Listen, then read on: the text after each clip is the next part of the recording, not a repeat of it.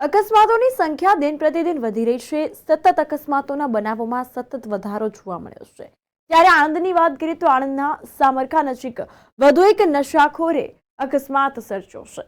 નશાખોર ડ્રાઈવરે અકસ્માત સર્જ્યો। દારૂના નશામાં એસટી ડેપો ચાલકના મોપેડને ટક્કર મારી છે તો મોપેડ ચાલક પ્રૌઢને ઈજાઓ પહોંચી છે। સ્થાનિક લોકોએ એસટી બસના ચાલકને પકડી લીધો।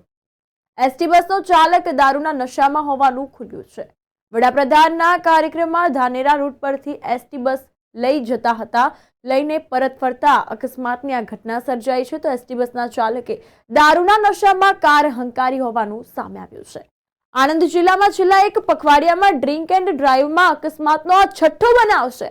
જિલ્લામાં દારૂબંધીના કાયદાના લીરે લીરા ઉડી રહ્યા હોય તેવા દ્રશ્યો હાલમાં જોવા મળી રહ્યા છે તો સ્થાનિક લોકો એસટી બસના ચાલકને પકડી પાડ્યો છે। દારૂબંધી કાયદાના લીરે લીરા ઉડતા જોવા મળ્યા છે। આ અંતર્ગત પોલીસ ઘટના સ્થળે પહોંચી છે અને આ અંગે વધુ તપાસ અને કાયદેસરની કાર્યવાહી શરૂ કરી છે। મને ખબર જ નહીં। નશાની હાલતમાં છે એટલે તમને ખબર? મને સુધી દારૂ પીધું છે? હા, દારૂ પીધું છે તમે? હા। અચ્છા, ક્યાંથી ક્યાં આવતા હતા? મને ખબર નહીં કાંઈ ગયા કાંઈ ખબર નહીં। કેવી રીતે અકસ્માત થયો? અકસ્માત મેં કર્યું જ નહીં કોઈને।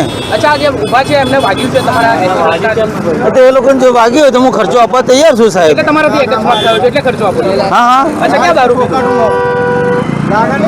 ક્યાં દારૂ પીધું? દારૂ તો કાંઈ મળે રસ્તામાં કઈ આવે? ક્યાં આવતા હતા? કોઈ કાર્યક્રમમાંથી આવતા હતા તમે? કઈ ગઈ નહીં મને। કયા ડિવિઝનની બસ છે? નડિયાદ ડિવિઝનની ગાડી। અચ્છા, એટલે આણંદ પરત ફરતા હતા? આણંદ ડેપો। અચ્છા, કેટલા દિવસથી તમે હતા? આજે ચોથા દિવસે પાછો આવું। મારું નામ સૈયદ આયાદ અલી યાકુબ અલી છે। શું ઘટના બની?